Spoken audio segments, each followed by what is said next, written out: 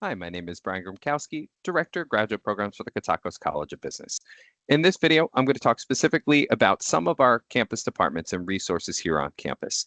I can't stress enough, this is not meant to be an all-inclusive list. There are many, many departments across campus that our students might interact with, and some of them regularly. But these are the ones that come up most frequently in conversation with students and interactions with students, and I want to make sure that they're included.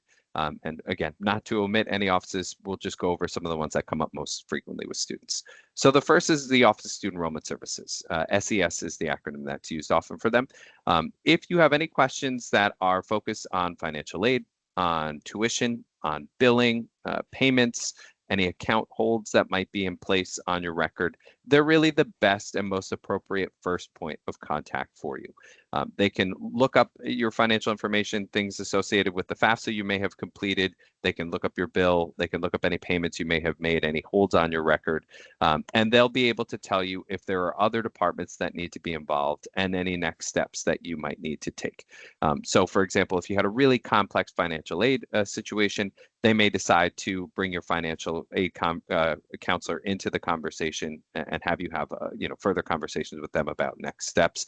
But I would recommend contacting Student Enrollment Services first. They are located in Morrison Hall. They have a large counter there. If you want to stop and meet somebody face-to-face, if you want to make a payment face-to-face, you can do so. You can also reach them by email and phone at the information that's provided there on the screen. Office of the Registrar. They're a good point of contact if you have a name change, if you got married, etc. If you are applying for graduation, their office oversees the application process for graduation. They are also responsible for the conferral of degrees for the university, and then they will typically send out diplomas by post. So anything along those lines, you could direct to that office. But if you have questions about, did I complete all my degree requirements? Am I on track to graduate in such and such a time frame? Definitely reach out to your advisor first. We'll confirm for you that your degree requirements have all been completed. And then if you have questions about, did they receive my graduate application? Is everything else in order that I need to get my diploma? Things of that nature. Their office can field those types of questions. We work very closely with the registrar's office on a number of business processes that can happen in the backdrop. So if a student wants to change their concentration from, let's say, finance to apply business analytics, they would submit the form to us, but it's the registrar's office that would make a change in the system that will update that information in DegreeWorks and other related systems for you. If you had any prior graduate credits that you took that were approved by the College of Business for transfer, it's the registrar's office that would ensure that those are applied in the correct places in DegreeWorks so that courses that you have transferred over, those degree requirements are showing as being fulfilled. If you have to repeat a course or more for any reason, we will make that request of the registrar's office, but they would put the necessary permissions in place that would allow you to add a course to your schedule to repeat it. And then lastly, if you decided to change your modality, which you can do once over the course of your program, say from WP Online to the on-campus MBA, there's a form you fill out on WP Connect, but it's a registrar's office that would make that adjustment so that you're able to register for the correct course sections moving forward for your new modality. Any questions that you have about course registration, about error messages that you receive when you try and register for classes, about dropping a course, or anything along those lines, or being on the wait list, those should go to your advisor. While those are areas that overlap with the registrar's office, it should always go to your advisor first. And then if our office needs to involve the registrar's office for a transaction or an issue, we can do that. And we'll know when it's an appropriate point for that to happen. If you do need to reach the registrar's office, they're located in Morrison Hall. They're on the lower level of the building, and you'll see that their email address and their phone number is there as well if you need to get in touch with them.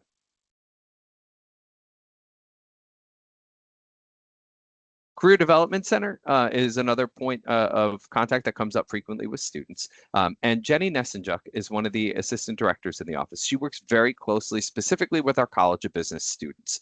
So if you are thinking about internships or have questions about how to go along securing an internship, if you want someone to help review your resume, give you some feedback on resume or developing your resume, cover letters, if you have questions about Handshake, which is one of the tools where career listings and internship opportunities are listed for the university surrounding area, And if you have any questions about career fairs or other career-related events on campus, Jenny's a great point of contact and would work very closely with you. So her information is often in demand for our students. And then we can answer some of your questions as well, but certainly not on the same level that Jenny can. And I would encourage you to get in touch with her if you have any questions.